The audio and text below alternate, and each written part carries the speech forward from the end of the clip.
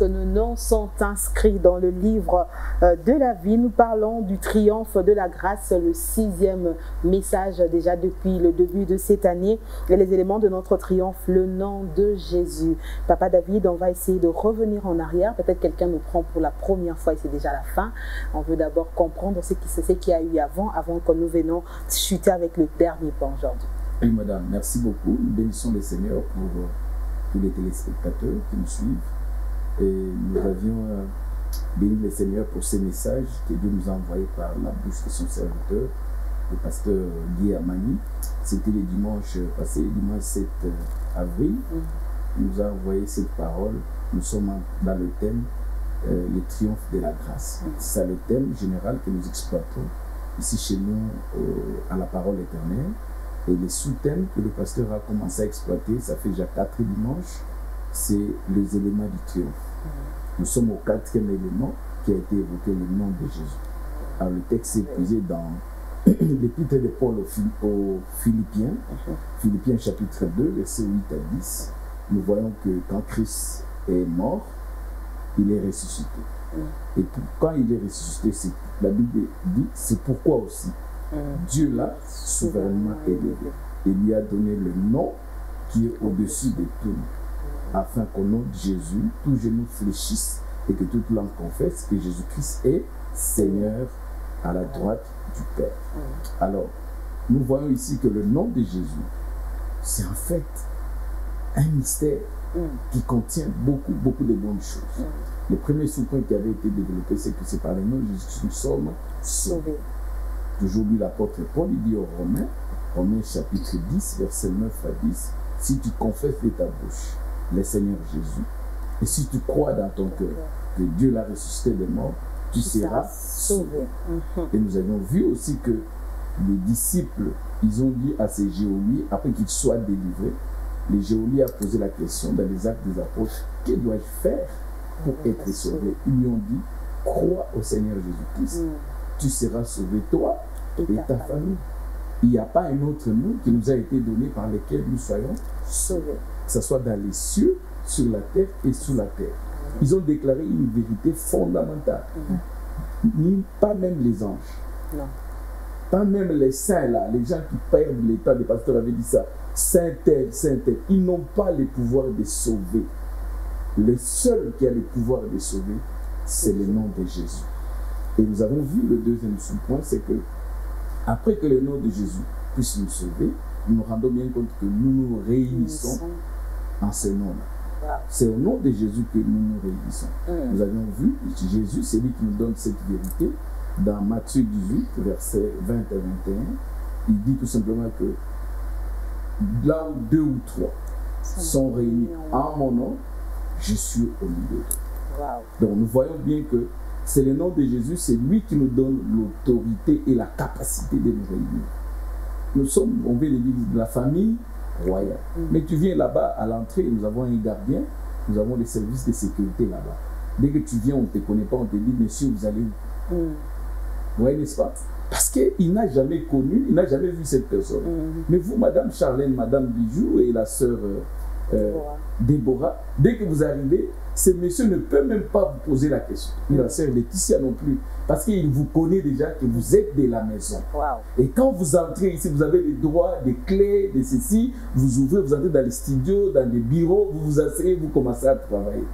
Parce que vous avez cette identité-là. Et c'est pourquoi là où 2 ou 3 se mettent ensemble, ils se réunissent au nom de Jésus, il est au milieu d'eux. Nous n'avons pas besoin d'une prophétie. Je suis là, soyez saints, sanctifiés. Non, nous savons déjà. Il nous avait dit que là où 2 ou 3, quand ils se réunissent, ils se mettent ensemble, il est déjà là. Allez, le troisième sous-point, nous avons vu que c'est au nom de Jésus que nous puissions demander. C'est au nom de Jésus-Christ que nous adressons la demande. Toujours lui, Jésus, qui nous donne cette vérité. Dans Jean 14, il avait dit que tout ce que vous demanderez à mon nom au Père, il vous sera donné, afin que le Dieu soit glorifié, afin que le Père soit glorifié. Alors, c'est par le nom de Jésus que nous demandons. Nous avions dit que le nom de Jésus, c'est un chèque en blanc. Ce chèque en blanc, il est à la disposition de tous les enfants de Dieu. Aujourd'hui, c'est vendredi, dans beaucoup d'églises, à travers le monde, c'est le jour de jeûne et prière. Si chez nous, à l'église, c'est le jour que nous appelons vendredi de gloire. Nous venons dans la présence de Dieu assoiffés. Nous venons dans la présence de Dieu en courant avec nos fardeaux. L'auteur de l'Épître aux Hébreux dit « Approchez-vous donc avec assurance du trône de la grâce. » Donc quand nous nous approchons, nous avons des chèques en blanc qui s'appellent le nom de Jésus. Et ce nom de Jésus, écrivons nos requêtes, écrivons tout ce qui nous dérange, présentons devant le trône de la grâce. Dieu va nous exaucer. Et le dernier point qu'on vient de nous montrer ici, c'est le nom de Jésus qui nous donne la victoire, le pouvoir, l'autorité sur Satan. Et c'est Jésus qui parle en fait. Dans Jean chapitre 16, c'est le dernier chapitre de cet évangile.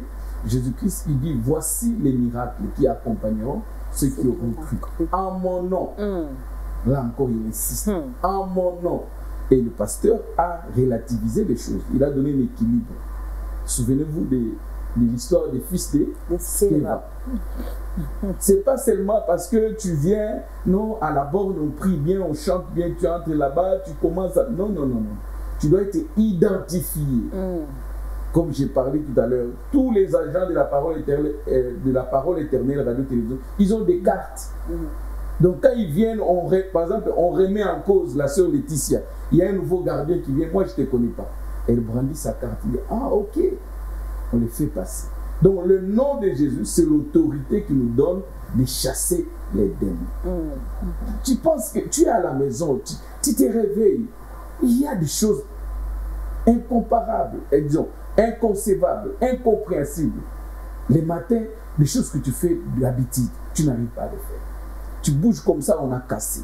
Tu bouges là-bas, on a détruit la télé. Non, l'enfant avait pris seulement ton téléphone, il a frappé à l'écran. Et l'écran et le téléphone, c'est détruit. Tu viens comme ça, non, les véhicules, on sortait seulement comme ça, quelqu'un a tapé, il a troué les roues.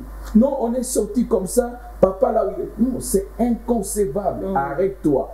Tu as le nom de Jésus. Mets-les en application. Merveilleux. Chasse tous ces mauvais esprits-là. Arrête de te lamenter. Arrête de chercher la vie et quoi, comment on dit, les boucs émissaires. Arrête de chercher qui est à la base de ça. Comprends seulement que c'est un combat. Comprends seulement que c'est l'œuvre de l'ennemi. Exerce ton autorité. Le nom de Jésus. Tu passes des moments difficiles. Tu dis, mais si c'est l'épreuve, gloire à Dieu, Dieu te donnera la paix. Tu comprendras que c'est l'épreuve. Mais quand c'est l'oppression, tu le sauras. Et ici, il y a un ça ne va pas. Moi, j'ai besoin de ça. Mais pourquoi non? Exerce ton autorité, fais agir le nom de Jésus. Les choses vont se décanter et tu vas rendre gloire au Seigneur. Merveilleux. Waouh! Quelle récapitulation, quel pain!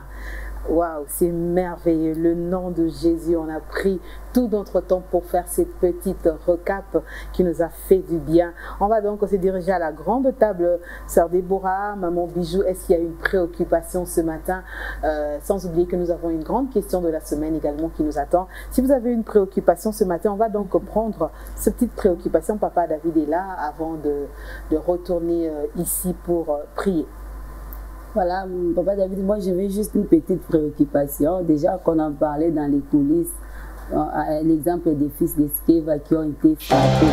Mais dans les cas pratiques aujourd'hui, si vous vous retrouvez face à ces démons-là qui vous mettent à vous frapper, vous devez aussi les frapper ou bien vous devez faire quoi? C'est quoi l'attitude au fait? Le combat, il n'est pas physique, madame. Mais lui, il vous frappe. Oui, mais c'est ça le problème. Pourquoi est-ce que les démons peuvent agir à travers un démoniaque qui puisse vous frapper? C'est ça, ce point-là. Donc, la personne qui est partie exercer, on appelle ça l'exorcisme. Voilà. Le domaine de la délivrance. L'exorciste doit bien se préparer. C'est pas pour rien qu'on a des cas de délivrance, on dit on remet au lendemain. Il est temps pour nous de nous préparer. L'intercesseur doit savoir que c'est un militaire. Il doit être prêt pour répondre à l'appel de son chef quand on a besoin de lui. L'exorciste doit savoir que le monde spirituel, ce n'est pas donné à tout le monde. Ce n'est pas tout le monde qui peut y aller comme il veut, comme notre pasteur dit, vaille que vaille. Non. Vous devez vous préparer, madame. Vous devez vous préparer spirituellement. Vous devez vous préparer de manière à ce que, quand vous y allez, vous devez agir. Regardez ces récits J'aime beaucoup les livres des actes des apôtres, ce que nous appelons les actes du Saint-Esprit au travers des apôtres. L'apôtre Paul, il se retrouve devant une dame qui est en train de crier. Ceux-ci sont des serviteurs de Dieu. Les choses qu'il vous dit, ce sont des choses vraies. Croyez-le, croyez-le. Mais si c'était nous, nous devons dire, ah, ça, c'est vraiment la révélation. Viens, entre dans l'équipe. Ouais. Mais Paul les regarde avec les yeux spirituels. Là, c'est les dons spirituels qui agissent. Les discernements des esprits. Il dit non.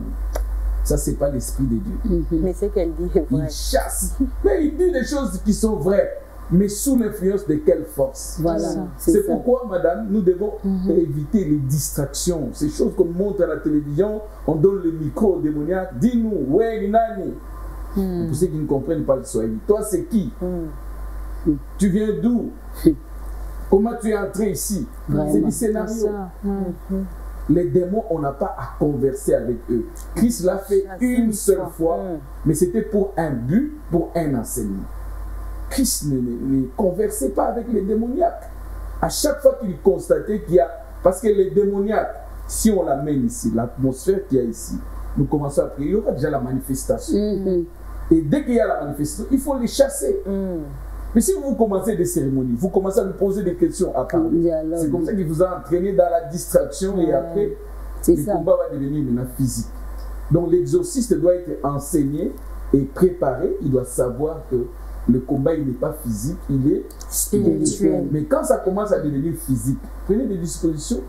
Vous êtes à 3 à 4, maîtrisez la personne, commencez à exercer l'autorité spirituelle. Mais avant d'y arriver, vous devez savoir que le combat n'est pas physique.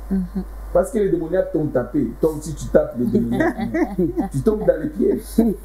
Tu tombes dans les pièges, madame. Donc, prépare-toi spirituellement. Sache-le que l'intercession, c'est pour des combattants. L'intercession, c'est pour des personnes qui veulent aller plus loin dans la profondeur.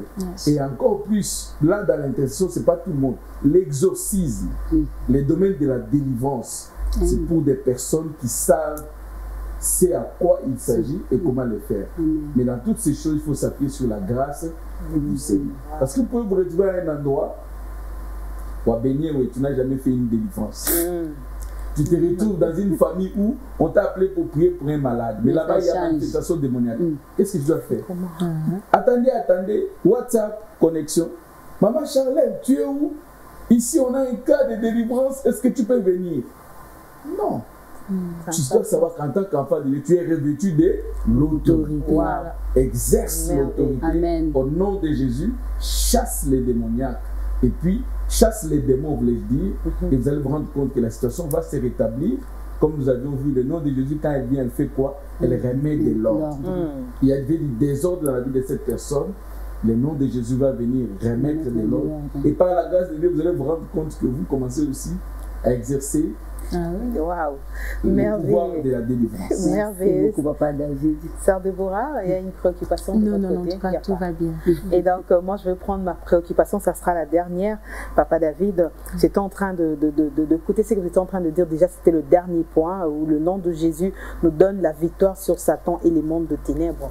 Elle dit, en mon nom, vous chasserez les démons. Si il vous arrive de boire de breuvages mortels, ils ne vous feront aucun mal. Je reste là, je me dis, je suis en train de me poser la question, quand est-ce que cette façon de faire marche? En mon nom, vous boirez de breuvages mortels. C'est quand on sait que c'est un breuvage mortel ou quand on ignore que c'est un breuvage mortel. Quand est-ce que ça marche? Parce qu'on peut m'avertir, je me dis, bon, ok, je suis investi de l'autorité. Quand est-ce que cette façon de faire marche? Je pense que l'auteur de la question a déjà une partie de la réponse. C'est normal quand on pose la question, les théoriciens disent que vous devez avoir une partie de la réponse. Je vais rebondir sur ce que vous avez dit. Donc, vous boirez du breuvage mortel et cela ne vous fera aucun mal. Oui, nous avons des exemples de personnes qui ont été empoisonnées et le poison n'a eu aucun effet sur eux. Les témoignages sont là. Oui, n'est-ce pas? Il y a des personnes qui ont été empoisonnées, même il y a eu peut-être des petites séquelles, on a découvert que c'est le poison, mais ça n'a pas conduit à la mort. Aucun traitement, rien, le nom de Jésus, ils sont là. Okay. Vous voyez, n'est-ce pas? Donc c'est pourquoi nous voulons dire que la chose, c'est que vous venez de dire, nous sommes dans un domaine tel que, par exemple au travail, c'est fréquent, depuis un certain temps, on en parle dans le milieu professionnel, tu arrives comme ça, et voilà, les gens qui ont l'habitude de partager les repas, partager à manger ou à boire, bon, quelqu'un mal intentionné, il les fait. C'est quelque chose. Alors quand il l'a fait, quelqu'un l'a vu. Ok. Il vient, il te signale. Fais attention. Je pense que c'est truqué ces histoires. Mais toi tu dis non, moi je suis enfant de Dieu. Au nom de Jésus, on a dit vous boirez du breuvage mortel, ça ne vous fera rien. Là non. Là non. Là c'est comme une tentation. Ok.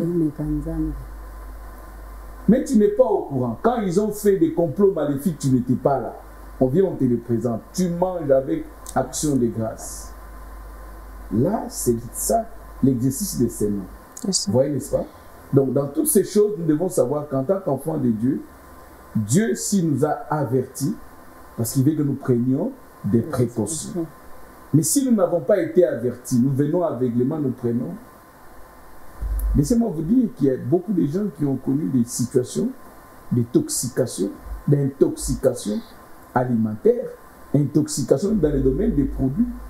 Nous avons des enfants, moi nous avions une autre, je crois deuxième, la fille. Un jour on part, on se rend compte que les produits qu'on avait administrés, ce n'était pas celui-là. Il faut voir comment est-ce que mon épouse avait transpiré, il y avait des... Mais après nous avons prié. Nous dit Seigneur, nous imposons ton règne, nous déclarons, nous faisons. C'était passé comme ça. Donc, je pense que le Seigneur nous fait grâce et nous avons la révélation qui est la parole de Dieu et nous devons avoir cette connaissance. Donc, quand ça s'est fait, en dehors de votre connaissance, vous ne savez rien, bénissez le Seigneur. C'est pourquoi, quand tout ce que nous avons qui doit entrer à nous, prenons-le avec action de grâce, prions. C'est ça. C'est important. Beaucoup de gens négligent la prière. Oh, bon, tout a été déjà sanctifié, nous mangeons. Non, non, non. Ça, c'est parce que tu as trop faim. Mais souviens-toi que nous devons rendre grâce. Le Seigneur Jésus-Christ nous donne l'exemple. Il rendait toujours grâce avant de partager. Rendons grâce au Seigneur, bénissons le Seigneur. Et vous mangez avec action de grâce. Amen, merveilleux. Papa David, on a donc fini avec le pain de la semaine. C'est vraiment le dernier point et nous terminons avec ce pain. Mais avant de terminer, on va élever le nom de Jésus puisqu'il s'agissait du nom de Jésus depuis le début de la semaine jusqu'à aujourd'hui, vendredi. Nous allons élever le nom de Jésus. Papa David, on va le faire avec vous avant de passer à autre point. Nous allons prier. Je voudrais demander à tous les téléspectateurs qui nous suivent en ce moment de prier ensemble avec nous. Là où vous êtes, nous avons évoqué tous ces aspects du nom de Jésus. Je ne sais pas quel est votre aspect. Si c'est le salut, ouvrez votre cœur. Si c'est par rapport à une rencontre que vous avez besoin que Dieu se manifeste au nom de Jésus. Là où 2 ou 3 sont réunis, il est là. Il va vous faire grâce. Si c'est une requête, vous avez un chèque blanc qui s'appelle le nom de Jésus. Écrivez-y votre requête. Si c'est exercer l'autorité dans le nom de Jésus, nous allons prier ensemble. Seigneur notre Dieu, devant toi, nous nous approchons avec tous les téléspectateurs. Et nous qui sommes ici sur ce plateau, nous venons invoquer le nom de Jésus. Le nom de Jésus est très efficace. Le nom de Jésus, c'est le nom puissant qui nous a été donné. Dans les cieux, ce n'est même pas le nom des anges. Sur la terre, ce n'est même pas le nom des autorités. Sous la terre, ce n'est même pas le nom de ceux qui nous ont précédés, ceux qui sont morts. Ce n'est le nom de Jésus. Au nom de Jésus, je déclare que tout celui qui nous a suivis, qui est malade, qui est maintenant hospitalisé, ou qui est à la maison, qu'il reçoive sa guérison au nom de Jésus. Au nom de Jésus, je déclare, tout celui qui a un problème, qui a besoin d'une solution miraculeuse, reçois ton miracle au nom de Jésus. Je déclare au nom de Jésus que tout celui qui nous a suivis, qui a une requête, un problème, une difficulté, il veut présenter cela devant ton trône de la grâce. Ce chèque blanc, c'est le nom de Jésus. Seigneur, que tu le reçoives et que tu l'exauces dans le nom puissant de Jésus. Car tu as dit tout ce que vous demanderez en mon nom. Croyez que vous l'avez reçu. pour que le nom du Père soit glorifié. Nous voulons, Seigneur, que ces personnes, quand ils vont voir ce que tu feras, ils vont glorifier ton nom. Ils vont témoigner. Et le monde qui attend de nous un signe de ta gloire déclarera que Jésus-Christ est vivant, assis à la droite du Père. Je déclare dans le nom de Jésus que tout celui qui a un projet, nous prions que le nom de Jésus vienne débloquer là où ça a bloqué, qu'il puisse ouvrir les portes des finances, qu'il puisse ouvrir les portes des collaborateurs, les portes des personnes, des bonnes personnes. Au nom de Jésus, que ce projet réussisse. Seigneur, au nom de Jésus, je prie pour les sœurs qui sont en train de soupirer après le mariage, qui n'ont pas trouvé une bonne personne, ou qui ont trouvé une bonne personne qui ont besoin de ressources financières. Qu'au nom de Jésus, cela leur soit accordé.